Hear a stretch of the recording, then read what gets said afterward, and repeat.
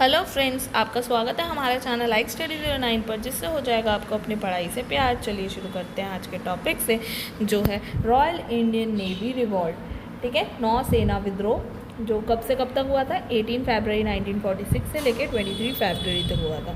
तो ये टोटल कितने दिन हुआ? ये हुआ 6 डेज़। ठीक है, बॉम्बे में। अब हम बात करते हैं कि भाई ये जो इतना तगड़ा नाम हम देख रहे हैं कि भाई रॉयल इंडियन नेवी में भी रिवॉल्ट हो गया, तो ये इसके क्या कारण थे?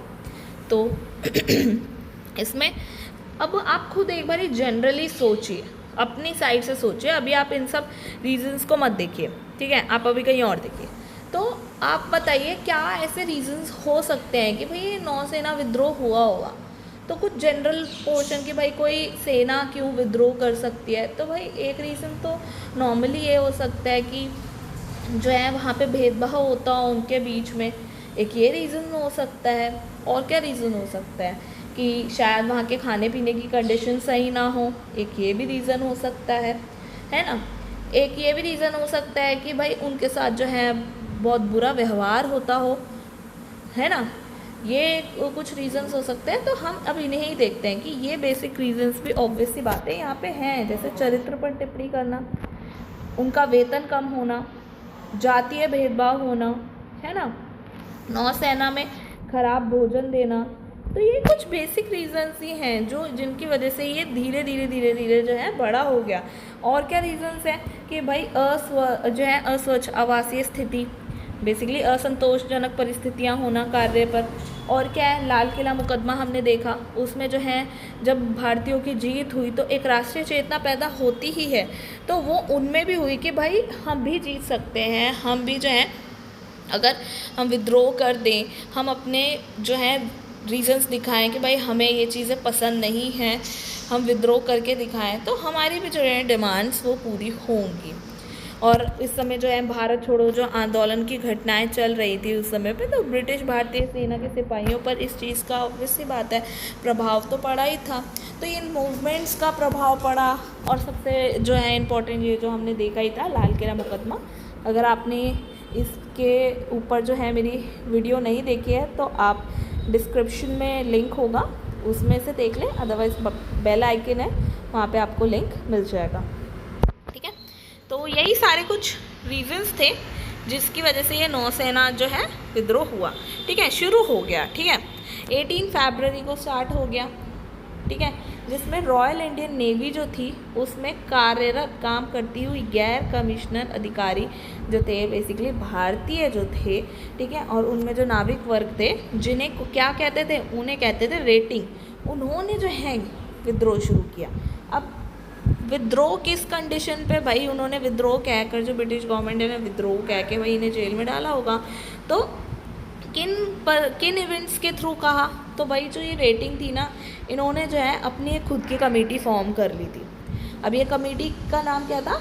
नेवल सेंट्रल स्ट्राइक कमेटी, नौसेना केंद्रीय हड़ताल समिति। ठीक है, उन्होंने समिति बना ली जिसमें भाई पूरी प्रॉपर प्लानिंग प्लॉटिंग हो रही थी इससे रिलेटेड। तो अब भाई एक कमेटी बनाई तो ऑब्वियसली उसका कोई ना कोई प्रेसिडेंट भी होगा, कोई ना कोई वाइस प्रेसिडेंट भी होगा, है ना? तो भाई प्रेसिडेंट कौन था? एक सिग्नल मैन था वहाँ पे, MS खां, वो उसके प्रेसिडेंट थे।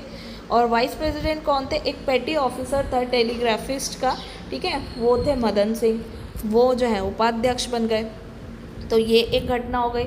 और वहीं इसी तरह की एक और इम्पॉर्टेंट घटना बताएं दूसरी, जो भाई इसे विद्रोह साबित करती है, कि एक नाविक थे VC दत्त, उनको गिरफ्तार किया। पता है क्यों? क्योंकि वहाँ पे जो है नौसेना का जो जहाज़ था उसका नाम था तलवार।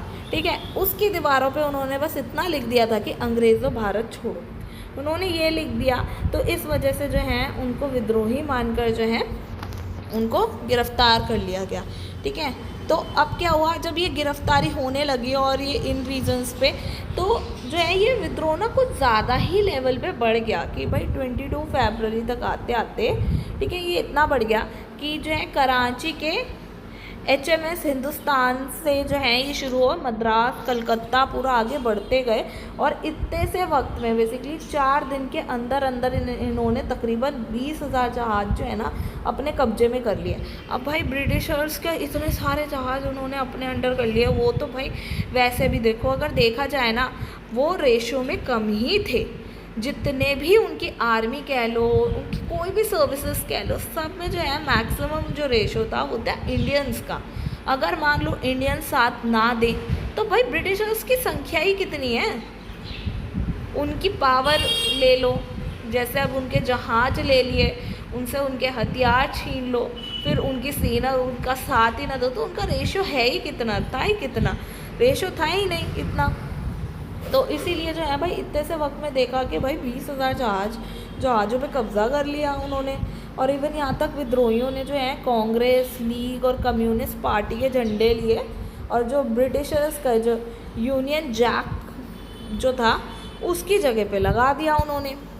ठीक है, तो अब ये एक ऐसा, इसकी खास बात पता क्या थी, ये ऐसा विद्रोह था जिसमें नाविक थे, नाविकों के साथ में अपने पर्पसेस चाहे बेशक डिफरेंट हो, अपने गोल्स डिफरेंट हो ब्रिटिशर्स से जो है अलग होने का, उन्हें भगाने का, बट मिलकर यहाँ तक नॉर्मल सिविलियन भी, नाविक, सैनिक और सिविलियन मिलके सड़कों पर आ गए। ये विद्रोह इस हद तक बढ़ गया कि भाई सब मिलजुल गए। अब भाई ऑब्वियस सी बात है, जैसे मैंने बोला कि उनका रेशो कम है, अब उन्हें किसी भी तरीके से अभी रोकना ही पड़ेगा। अगर उन्होंने रोका नहीं ना तो बस अब तो फिर उनकी सरकार यहाँ से निकल गई, अब वो जो है ब्रिटिश गवर्नमेंट गई। इसीलिए जो है विद्रोहियों को रोकने के लिए सरकार ने जो है एडमिरल गॉलफ्रिड को जो है आदेश दिया कि भाई ब्रिटिश फौजी की सारी सेना दमन के लिए लगा दी जाए, भले ही उनकी जो जितनी भी नौसेना है ना वो ख़त्म हो जाए, जो उन्होंने नौसेना पूरी बनाई है, एक नौसेना शक्ति बनाई है, चाहे वो उनकी पूरी ख़त्म हो जाए, वो इतना बड़ा नुकसान लेने को राजी थे, पर इन्हें रोकना बहुत ज़रूरी था। इसीलिए उन्होंने कहा कि भाई सबको जो है दाव पे लगा दो, पर अब जो है इन्हें रोको। तो अब जो है भाई एक्शन बहुत तगड़ा लिया जाना था, इसीलिए जो है भाई 21 फरवरी 1946 में जो है अब ये ब्रिटिश जो है और ये काउंसिल बैरक के बीच में भाई 7 घंटे तक जो है युद्ध चलता ही रहता है। तो ओवरऑल होता क्या है, जो कांग्रेस के नेता होते हैं जैसे वल्लभ भाई पटेल, लीग में जो है जिन्ना, वो जो है 23 फरवरी तक जो है 1946 में नाविकों को समझाते हैं कि भाई प्लीज़ आत्मसमर्पण कर लो वरना बहुत बड़ा नुकसान होगा। तो इसीलिए जो है भाई जैसे वो समझाते हैं, भाई अपने इंडियन लीडर्स हैं और सब उन पर ट्रस्ट करते हैं कि वो जो है आज़ादी दिलाएंगे, किसी भी तरीके से दिलाएं। तो अगर वो कह रहे हैं तो वो सही कह रहे हैं। इस वजह से जो है 25 फरवरी तक जो है 1946 में जो है नाविकों ने जो है आत्मसमर्पण कर लेते हैं उनके कहने पे। और जैसे जो है भाई लीडर्स बोलते हैं, आश्वासन देते हैं, पर वो पूरा हो नहीं पाता है। होता क्या है, इनकी गिरफ्तारी भी होती है और इन पे कोर्ट मार्शल भी किया जाता है। ठीक है, अब क्योंकि देखो इसमें हिंसा होती है तो ऑब्वियस सी बात है, हिंसा को भाई क्या गांधी जी सपोर्ट करेंगे? क्लियर है, वो नहीं करेंगे। तो उन्होंने जो है नाविक घटना का विरोध ही किया। अगर हम इवैल्यूएशन करें कि भाई ओवरऑल इस टॉपिक में हमने क्या पढ़ाया, क्या समझा, तो भाई पहली बात तो हमने ये देखी, जो भी सेवाओं में कार्यरत लोग थे, ठीक है, उनका सामान्य उद्देश्य के लिए नागरिकों का साथ हाथ मिला लिया। ठीक है, यहाँ पे सब जो है साथ मिल गए। ठीक है, दूसरा हमने क्या देखा कि जो विद्रोह है उसमें अंग्रेज़ों पर यह प्रभाव डाला कि वे देश छोड़ दें। अब इसमें क्योंकि हमने देखा वॉल्स पे भी लिख दिया प्रॉपर, ये क्लियर कर रहे हैं कि भाई सर्विसेज में होकर भी उनकी सीधा क्लियर है कि भाई अब ये जो है इंडियंस यहाँ पे बिल्कुल भी अब उनके लिए वफ़ादार नहीं है, चाहे वो किसी भी सर्विस में ले लो। अब इंडियन जो है वफ़ादार नहीं है और उनका रेशो अब कम हो रहा है, उनकी पावर इस वजह से कम भी हो रही है। ठीक है, और ये वही समय था जब दूसरा दिन चल रहा था 19 फरवरी, इसी समय जो है कैबिनेट मिशन जो है भारत आता है। तो अब हमारी नेक्स्ट क्लास जो है इसी कैबिनेट मिशन पर होने वाली है कि ये कैबिनेट मिशन क्या था और बेसिकली क्यों आया, क्या रिज़ल्ट निकलता है, ओवरऑल जो भी है हम इस पे जो है अपनी नेक्स्ट क्लास में बात करेंगे। आई होप आपको आज की क्लास अच्छी लगी होगी। अगर आपको आज की क्लास अच्छी लगे तो प्लीज़ लाइक शेयर सब्सक्राइब करना ना भूलें, और लाइक एंड कमेंट जो है अपने कमेंट्स के थ्रू जो है अपना फीडबैक ज़रूर दें। मिलते हैं नेक्स्ट वीडियो में, तब तक के लिए गुड बाय।